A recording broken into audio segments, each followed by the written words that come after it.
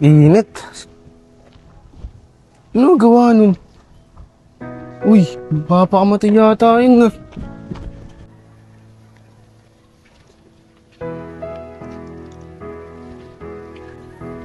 Uy, miss!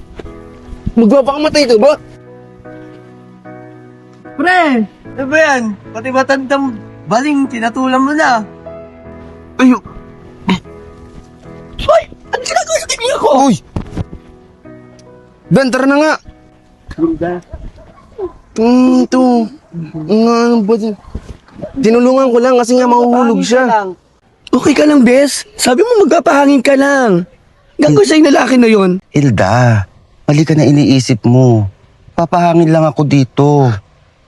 Bigla niya akong natulungan. Bes, kinabahan kasi ako. Kala ko nang gagawin sa'yo ng lalaki.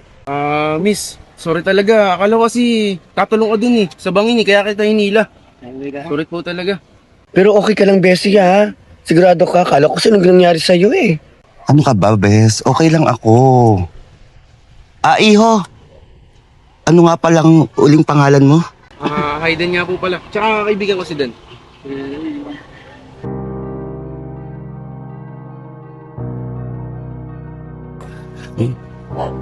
Bessie, in fairness, yung kulot ha, cute siya. Mukhang yummy, no? At yung isa, Bessie, masyongkad. Parang yummy din at mukhang bagay kayo, Bessie.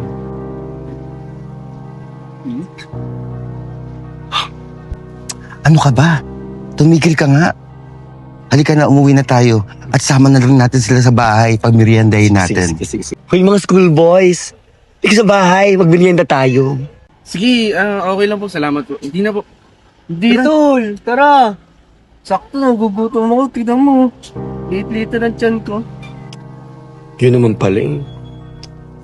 Ma'am, yung gamit pala namin sa loob. Iwan nyo na muna dyan sa kotse. Doon muna tayo sa taas.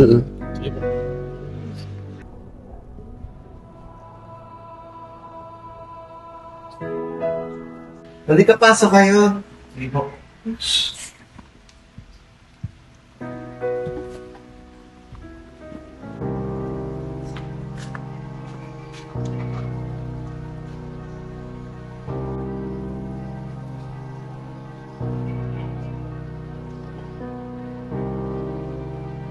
Sino mga yun? Hay naku, ma. Sino pa? Di mo kang bagong nilalandi na naman ng tita kong bakla.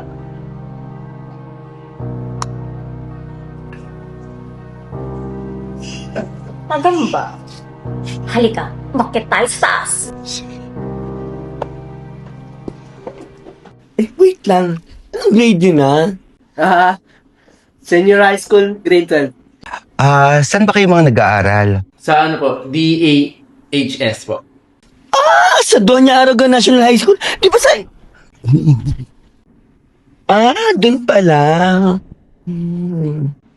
Hi, Nel! Ay, may mga bisita ka pala. Ang gagwapo naman.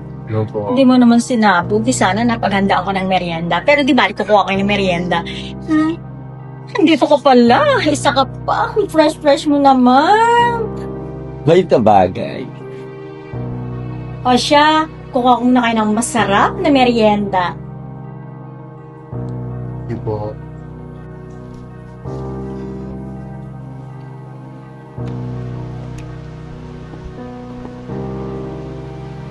Nak? Tingin mo, sino kaya nilalandi dyan ng tiyahin mo? Ako, mama. Sa tingin ko ang nilalandi dyan ni Mamita. Ayan. Diyang matangkad na moreno na yan. Kasi nakita ko sila kanina. Magkayakapan sila. Kaya sa tingin ko, yung matangkad na yan yung lalandi kay Mamita. Ganun ba? Kailangan makagawa na tayo ng paraan.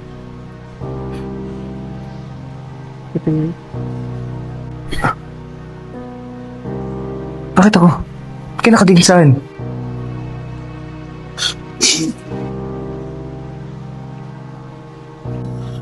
Busog na busog ako. Ang dami na nakain. Sakit ng tiyan ko. Ay, naku, baka hindi. Baka nabalis kita. Gusto mo lawayan kita sa labi. Wait. Money down. Pwede magtanong sa inyo, ma'am? Oh, ano yun?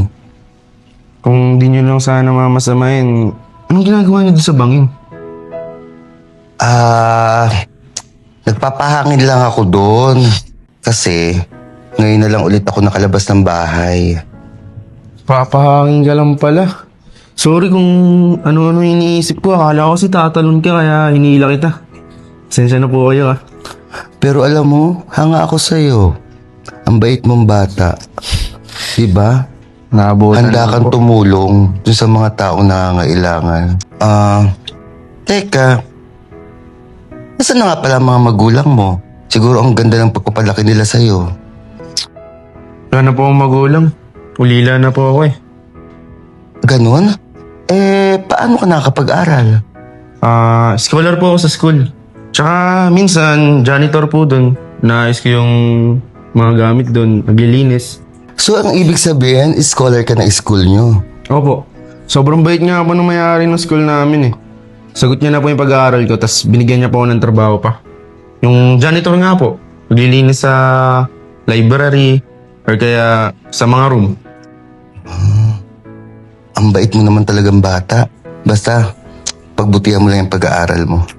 Opo, kasi pangarap po talaga ng mga magulang ko mapagpatapos ako eh. Kaya tutuparin ko po. Salamat po ah. Bakit ka nagpapasalamat? Kasi pinakain niyo kami. Tsaka nakapagkwentuhan na rin tayo. Ano ka ba? Siyempre, tinulungan niyo ako kanina. Kahit ba hindi totoo magpapakamatay ako. Pero tumulong ka pa rin, di ba? Kaya maraming salamat sa'yo. Wala po yan. Grabe ka naman, Tamin. Baka matunaw ako niyan na.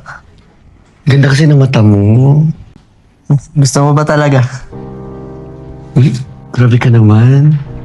Saan ba siya niyo dito? Bakit? Sige. Desi, samahan ko lang sa CR ha? Sige. Ay, pre. CR muna ako ah. Medyo sumama yung tiyan ko eh. Diyan muna ah. Nakaulo talaga itong kaibigan. Ha? Bakit? Di, wala po. Yung kaibigan ko talaga kasi maloko talaga yun eh. Sensya na po kayo. Oo nga pala. Salamat nga pala ha. Wala po yan.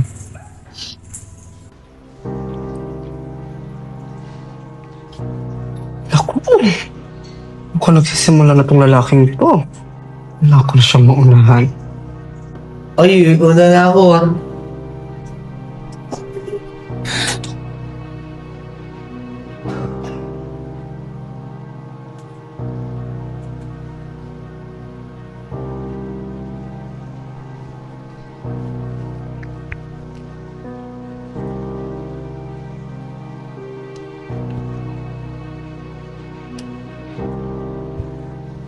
Madam, dito na nga po pala kami.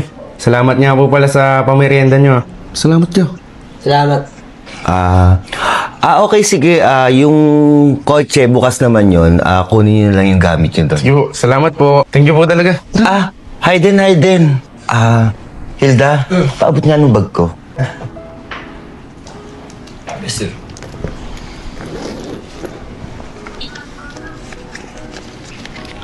Hayden, ayan, para may pamasahe kayo. Hindi na po. Okay lang po. Meron naman po ang natitirang pera dito. Sige po, salamat po. Sigurado ka? Okay lang po. Tara na. Teka, saan yan? Kung ayaw, mabigay mo na lang sa akin. Taka na. Bahala ka.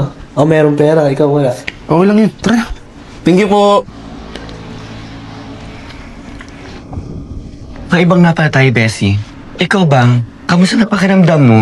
Sa totoo lang, napakasaya ko nung nakasagap ako ng hangin dyan sa labas. Buti naman. Dapat, kamusta naman yung mga check-up mo? Nagkapatingin ka pa ba? Yung regular check-up mo, nagpupunta ka ng doktor? Tungkol ba sa check-up ko? Siguro mga ilang buwan na rin akong hindi nakakapagpa-check up. Bakit naman? Sige, simula ngayon, dito muna ako sa bahay mo. Dito ako titigil, alagaan kita. Kasi parang feeling ko naman, yung mag-inangin, yung hipag mo, parang hindi ka naman inaalagaan. Tingnan mo yung itsura mo, parang lately, Namamayat ka. Pansin ko lang talaga.